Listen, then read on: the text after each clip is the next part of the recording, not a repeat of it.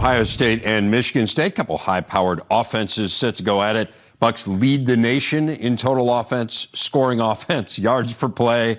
Spartans not quite at that level, but they're still very solid. They are 10th nationally in yards per play.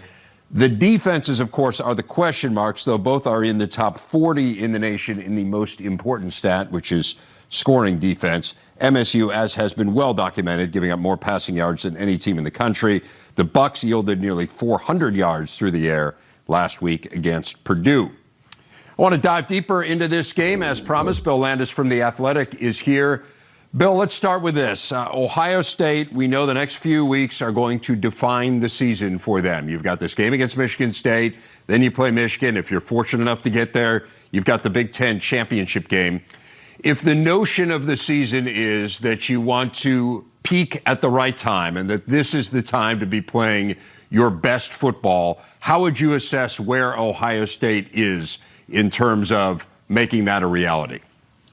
I think they're still searching for that. And Ryan Day discussed that a little bit. I think after the Purdue game, they have not really played what they would consider a complete game, or at least a complete game against a quality opponent. They had some games in the middle of the season where they really ran teams off the field, but there was such a talent advantage there that I'm not sure how much stock you put into that. I thought the defense had played really well against Penn State and Nebraska while the offense was trying to figure some stuff out. And then in the Purdue game, obviously the offense was firing on all cylinders, and they allowed almost 400 yards passing and 31 points in a way that I think was kind of alarming to some people. So they've not really played that game where the defense is getting the other team off the field, the offense is scoring at will, and maybe Ohio State's just not built that way. Maybe they are more of what we saw against the Boilermakers, which is a team that just is going to have to live by outscoring the best teams that it plays against. But I think Ryan Day would still say that they've not quite found that perfect balance just yet of playing sort of to their maximum capabilities on both sides of the ball. It is interesting because the defense was clearly the issue at the beginning of the year. And then, as you said, there was a stretch where they really were playing well there. And I guess I would argue that in the Purdue game last week, the game was so out of hand before Purdue actually started putting up points. And Purdue had a great opening drive to tie it up at 7. And then from there, Ohio State just put its foot on the gas, as you're well aware. I mean, could you make the argument that there were kind of empty points from Purdue's perspective last week, and that when games have mattered here over the last few weeks, that Ohio State's defense has been at the level it needed to be at? Yeah, I think you could say that. It was 35-7 against Purdue 2 minutes into the second quarter. Right. I've been covering Ohio State for this is my 8th year now, and I can't recall many games that have gotten that out of hand that quickly, especially against what I would consider a quality Big Ten opponent. So that does kind of change the calculus a little bit for the defense and probably alters your plan. And they were playing a lot of soft zone coverage. They were rushing 3 quite often and just kind of dropping 8 and making sure that Purdue didn't kind of hit any of those big trick plays that can swing momentum or really hit any big plays to speak of. So I think there is some merit to that. But I also think that if you go back and watch maybe the Nebraska game in particular, while the end result is that the defense played very well in that game, I also think there were some opportunities there for the Cornhuskers that they just didn't quite take advantage of, some missed throws to receivers who were open kind of in key moments, and Ohio State kind of lived to tell about those mistakes and then moved on and had a pretty good game otherwise. So I do think the defense is better than it was at the beginning of the year. It's better than the statistics would show you or tell you, I guess, from the Purdue game, but I'm still not sure that it's quite the caliber of Ohio State defense that people are used to seeing. We had seen, as you kind of alluded to, a couple straight games where the offense, as you said, was trying to figure some things out, and then it appears they figured them out against Purdue. It was a really good defense statistically coming into that game and just got completely shredded by Ohio State. Where do you think Ohio State needed to figure things out? In other words, kind of what was the difference in that game against the Boilermakers versus in the previous couple weeks?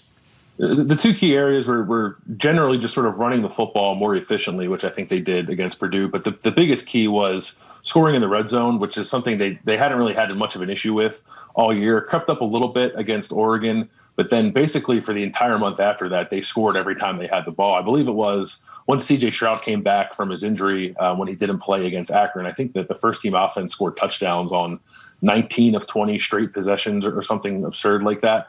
And then against Penn State and Nebraska, it just kind of got out of whack for them, and they weren't finishing drives. They were moving the ball well enough, I think, and C.J. Stroud said that this week. They felt like they were moving the ball the way they're supposed to, kind of between the 20-yard lines. But once they got down into that scoring area, there was penalties, like procedural stuff, false starts, illegal formations, holding penalties, and then just sort of general lack of execution that I think was holding them back there. It wasn't anything like that you saw and thought to yourself, like, man, they really got to get this figured out or else they're in trouble. They just sort of had to play better, for lack of a better descriptor, when they got into the red zone. And then certainly they did that against Purdue because they scored on their first, I think it was 8 possessions. They scored a touchdown against Purdue. So that's the ceiling for the offense, is what we saw against the Boilermakers, who, like you said, I think is a pretty good defense. It's a pretty remarkable display. You heard Jerry, I would imagine, talking earlier about C.J. Stroud and kind of this game being in the spotlight and being in the spotlight against Michigan as well, presumably. How well equipped do you think he is for that? I mean, this is somewhat unfamiliar territory for a young player. What's your sense of C.J. Stroud and kind of how he's going to handle that pressure? Well, I'm kind of curious, like you guys are, to see how he's grown there, because I thought he played pretty well in the Oregon game, which is sort of maybe the last time they were on a stage quite like this. I know the Penn State game was a big game in prime time, but Penn State had lost a couple games, and that sort of lost the luster there. The Oregon game was kind of a big marquee showdown, and I thought in the middle of that game, CJ was really good, but when it came time at the end for him to make a couple of big plays where I thought he had opportunities to, he didn't quite do it. Now, I wouldn't put that loss squarely on his shoulders, because there were a lot of things that went wrong for Ohio State in that game. But this is a good barometer, I think, to kind of see where CJ is now, if he does find himself in a position where he does have to make plays at the end of the game. I think one of his better qualities is the fact that he doesn't seem to be fazed by the moment all that much for a young guy, and he's a pretty cool, calm and collected kind of guy. But it's national championship season. Ohio State has its back against the wall, and they're probably going to need him to make some big time plays the next 2 or 3 weeks. To what extent do you believe he's in the Heisman race? He's there for sure. My personal opinion is that, like, I think someone maybe like Garrett Wilson should get more consideration on Ohio State's offense. But when you're the quarterback at Ohio State and it's the best offense in the country, and he's got 30 passing touchdowns, and he'll throw for 4,000 yards and probably 45 or so touchdowns by the end of the year, I think he's right there. And obviously this week and next are the kind of games where I think people at this point are assessing that based on stats, and now they'll assess it based on what they actually see from him, because we'll be playing in a couple of national kind of marquee games. So if he plays well the next 2 weeks, I think it's almost a guarantee that he would go to New York. What concerns you the most about Michigan State? I think you start with Kenneth Walker, obviously, because he himself is a Heisman candidate. But the thing that concerns me about that is if he can get going, and then in turn Michigan State can get its play action passing game going, I think that could really spell problems for Ohio State's defense. It's kind of funny. They're one of the worst pass defenses in the country, but you almost feel pretty good about their cornerback play. It doesn't quite mesh up, but where Ohio State has been hurt this year, I think, in the pass game is when teams can get those safeties and linebackers moving and then sort of throw the ball over their head, and that's where the explosive plays happen. And I think that's kind of how Michigan State wants to operate. They want to get you, focused on Kenneth Walker, really pack it in, and then start bombing away on you. And Peyton Thorne's very good at that. So if they can bottle up Kenneth Walker in a way that doesn't ever let Michigan State establish that play action game, I think Ohio State's in pretty good shape. But that's a really hard test, and not many teams have done it. So I think that's if Michigan State gets that going, I think this turn into a little bit of a shootout. That is the challenge here, right? Is that you're playing a very good team, and yet you have the game that everyone circles on their calendar looming next week. What's your sense of how Ryan Day is handling that? I mean, this idea that everyone is focused on Michigan, and yet you're playing Michigan State this week, who, oh, by the way, beat Michigan. Yeah, I think it's tough. They were in a similar situation 2 years ago in 2019. They had a pretty big game in Columbus against Penn State, and then had to go play Michigan the next week. And they seemed to handle that well. The Penn State game was a little clunky, but they still won it fairly handily, and then obviously took care of their business in Ann Arbor when they went up there for Ryan Day's first victory against Michigan as the head coach at Ohio State. So it's a little different now, because it's a top 10 game, and then it's another top 10 game next week. You're playing for everything. Everything's on the line these 2 weeks. And I think in that way it sort of helps, because you can't, if this game meant nothing, I would almost be more concerned about it, because then you really have a reason to look ahead to next week. But next week doesn't really matter all that much if you don't win this week. So I think they'll be okay. Interesting. Bill Landis from The Athletic, really appreciate your insights. Thanks so much for taking the time out to join us. Yep, thank you. News in the Big Ten today, the league announcing that Kahn has been named the vice president of women's basketball. a position created by Commissioner Kevin Warren.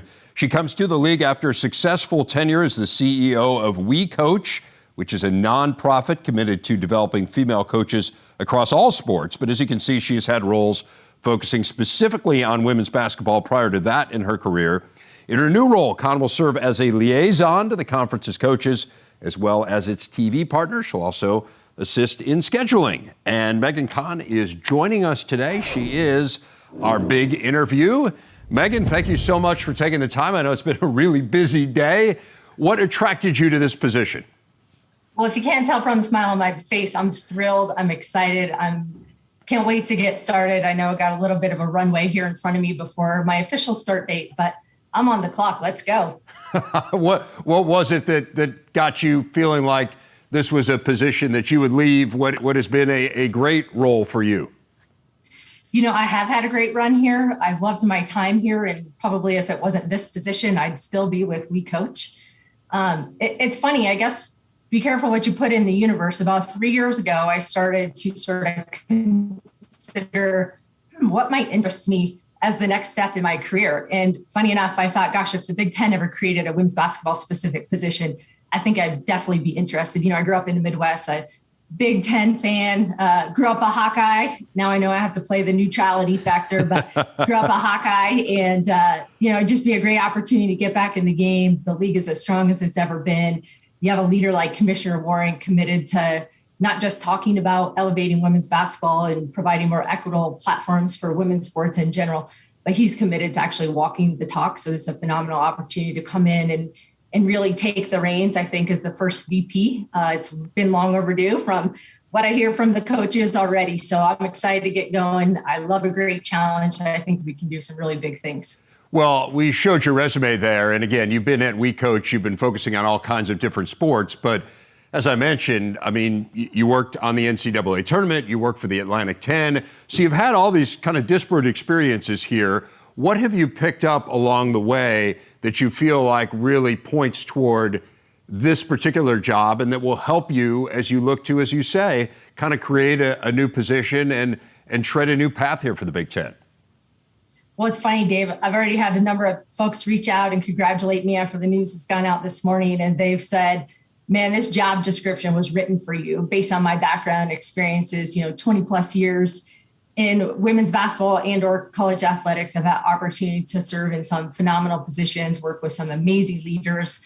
What you didn't show, and I think I want to point this out, I played college basketball. Obviously, I coached for 4 years. So I have an understanding of what our coaches are walking through in their day-to-day lives. But then I realized in administration, that's where I wanted to have my impact. I saw myself in a much larger role than just coaching and being able to impact young lives on a national scale. And I had an opportunity to work at the ACC in the early 2000s under probably one of the greatest visionary leaders this sport has ever known in Bernie McGlade. And so she gave me a lot of responsibility at a very young age. And so I was able to sort of take the reins and grow and run with it. And she took me to the Atlantic 10 with her. And I was actually on the men's basketball side at first when I started there before hopping back to the women's side. So I've sort of done this role. I certainly understand the landscape is much changed than what it was like several years ago, but I understand the role of a conference office liaison. I understand what it's like to run a first class tournament with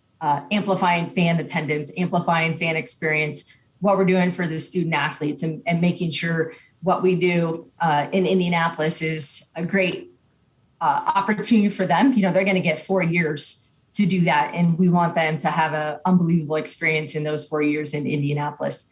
And then the last several years that We Coach, I was fortunate to take over here at a time when the organization was very young. It's basically a blank canvas for mine to build and run with. And we took a small nonprofit and we turned it into a nationally relevant organization. And I serve coaches on a daily basis. This is what I'm doing. So I look forward to serving the Big Ten women's coaches. And let's see where we can take this brand on a national level. I think as you know, for too long, I don't think they've gotten the respect that they deserve. Like it's the Pac-12, it's the SEC, and Big Ten, for as strong as the league is, deserves way more respect than they're getting. Yeah, I kind of want to build off that. It's interesting. I always think whenever you take over a new position and you try to figure out where you're going, the first thing you have to assess is, well, where are we right now before you can figure out where you want to take it. So where do you think the Big Ten fits in the national landscape of women's basketball? Well, I think we're the best hidden secret in all of college basketball because the strength of the league is unbelievable.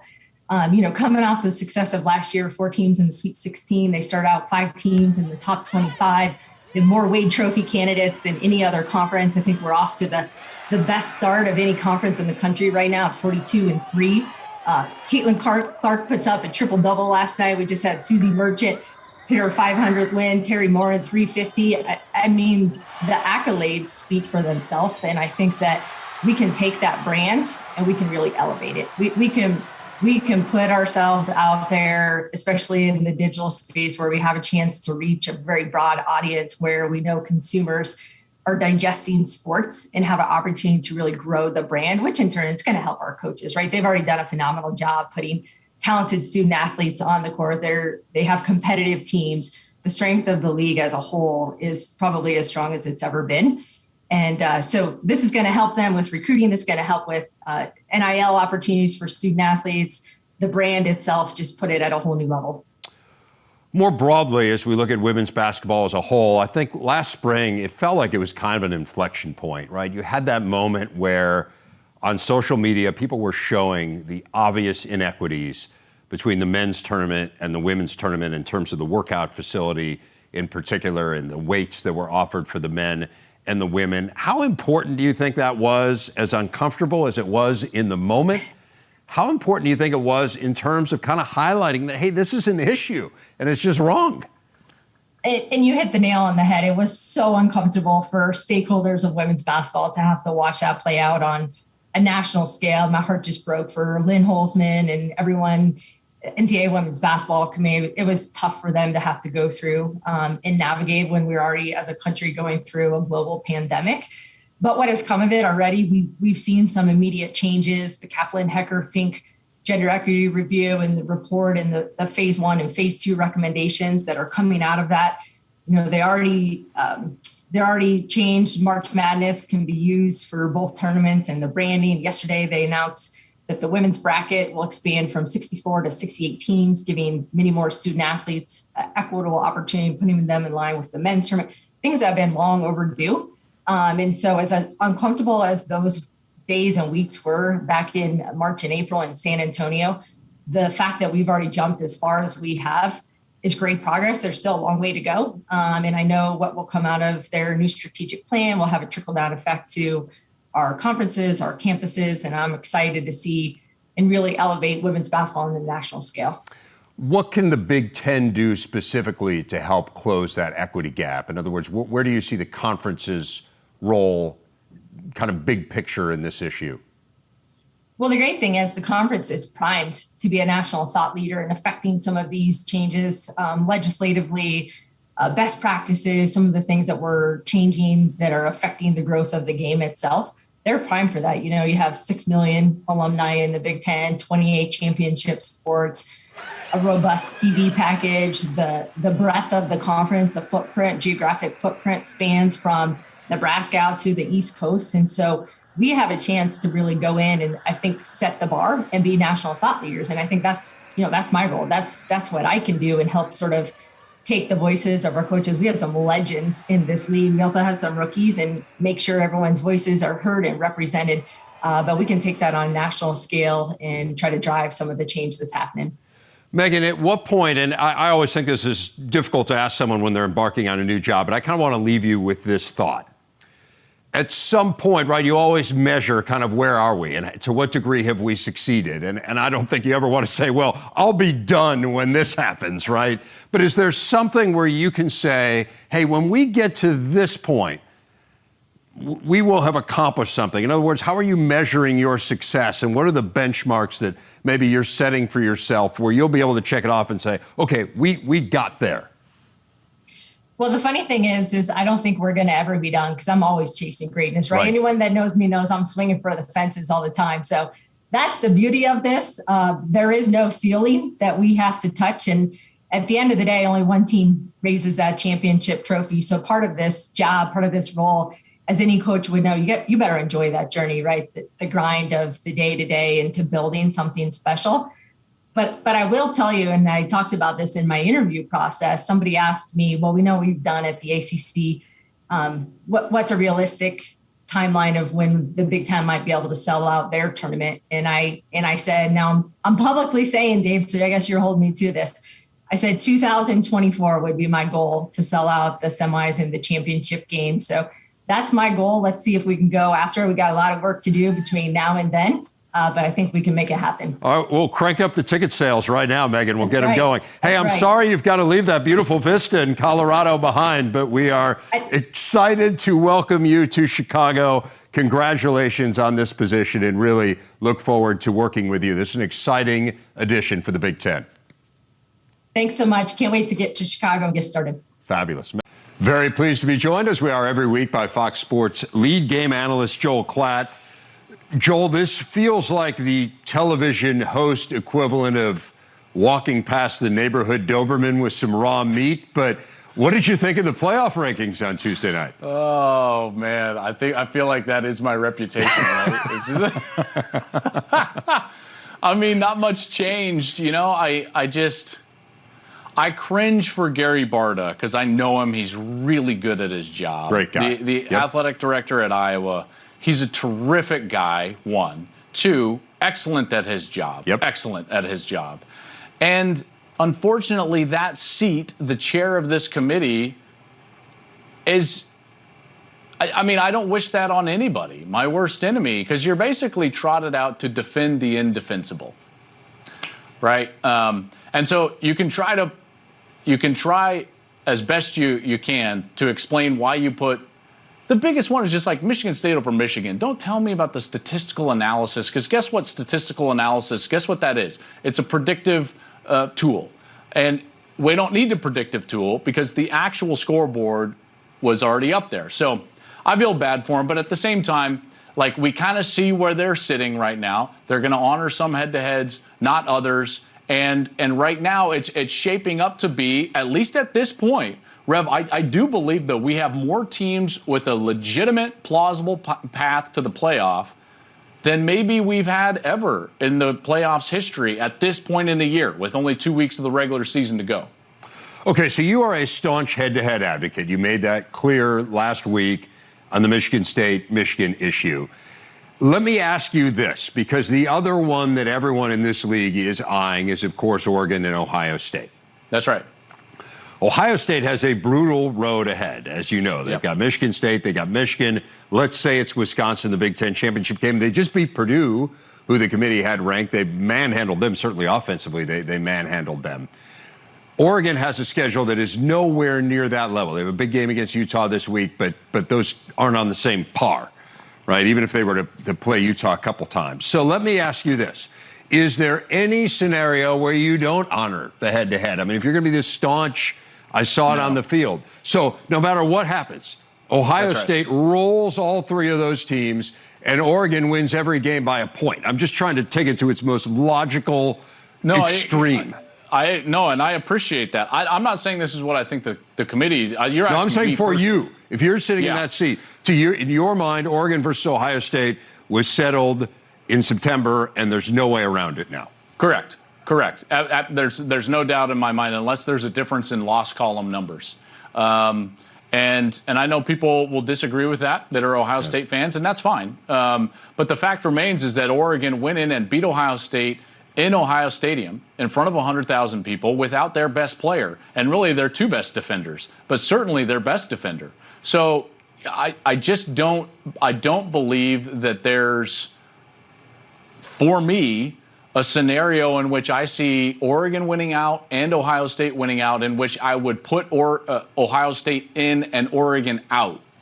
I think that they could both go, plausibly, but I would not exclude the Ducks and put Ohio State in based on the fact of that game. And if they did, then what would be the motivation of scheduling these games in the non-conference? We can't devalue our regular season like that. You know, part of what makes college football so good is the regular season. And what we would all like to see is more games like Oregon and Ohio State. And if we're not going to look at them and actually honor the outcomes of those games, then why would you even schedule them? So the devaluing of its own currency would basically be what would be happening if the committee did that to college football in general, which is why I would put Oregon in ahead of Ohio State if there was only one spot and they both only had one loss, regardless of how those wins took place down the stretch.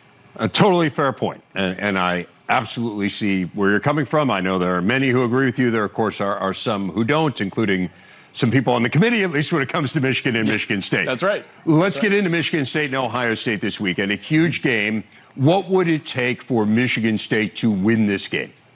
I think they've got to control the game and keep Ohio State's offense on the sideline, because it's pretty clear, you know, Michigan State has given up, I believe, in their last 3 games, 350-plus yards passing. They're 130th in the country in terms of pass defense. Michigan threw the ball very well against them and controlled the game to a large extent, which is what the committee is honoring versus the actual outcome at the end.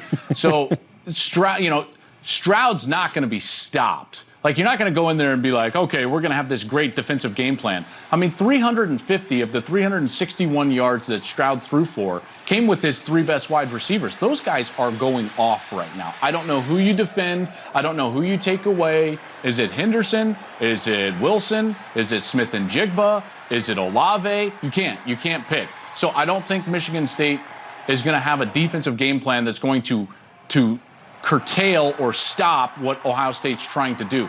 They don't have the ability that Penn State had in terms of stopping the run, or even Nebraska has in terms of stopping the run and making them one-dimensional. Therefore, they've got to run the ball like crazy. They're going to have to play great on the offensive side of the ball. I think Kenneth Walker is going to need to have about 200, maybe even 250 yards rushing, and they're going to need to win the time of possession by at least a margin of 35 minutes to 25. If they don't have a 10-minute margin in terms of time of possession, I don't think that they win the game.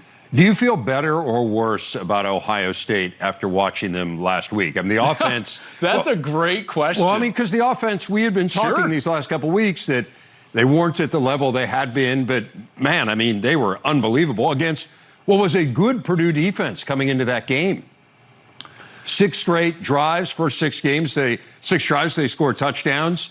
They were unstoppable, as you say. But, man, defensively, when the game was out of hand, game was out of hand pretty early. But I agree. Yeah, but they left a lot to be desired on that back end, Joel. The volume of passing that you're going to get, you know, and so I understand that. I'm going to say less.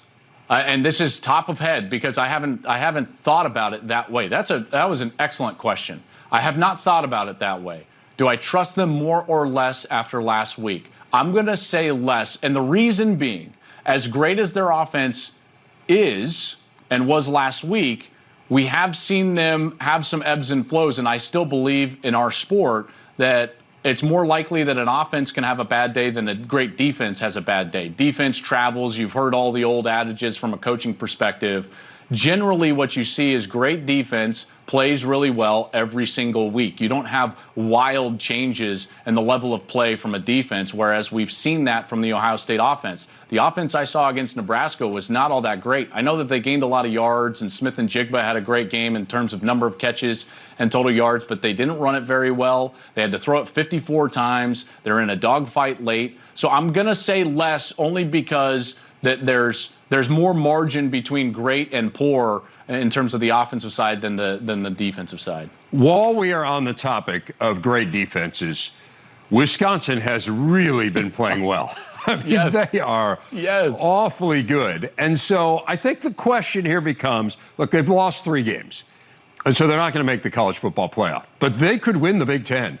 I don't think there's any question they could win the Big Ten. And so how big of a chance do you give them? Because I think we've all been looking at this and kind of saying, well, whoever comes out of the Big Ten East is going to go to the college football playoff.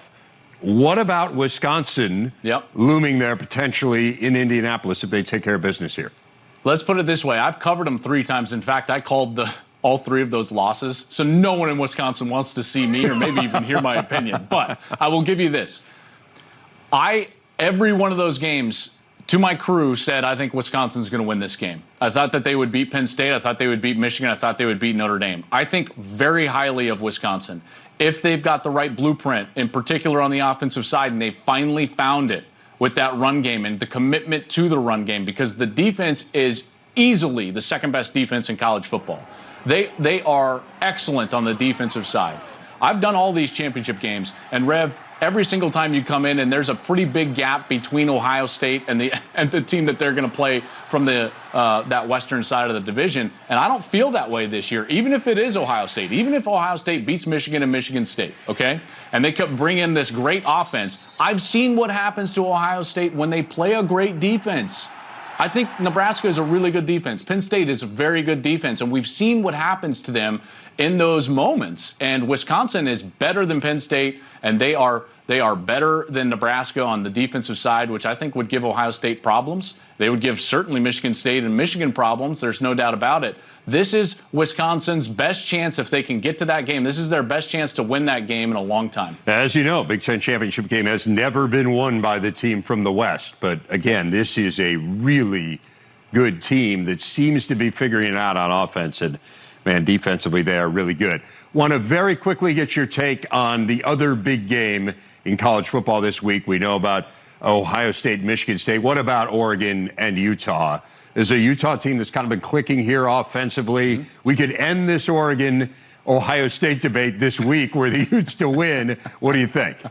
I love that that's the sentiment in this crowd. I go on shows all over the country, and I'll go on West Coast shows that are like, hey, can Oregon pull it out? And they got to win the head-to-head, right? And then I come on this show, and it's like, can we put to bed this Oregon issue and the head-to-head issue?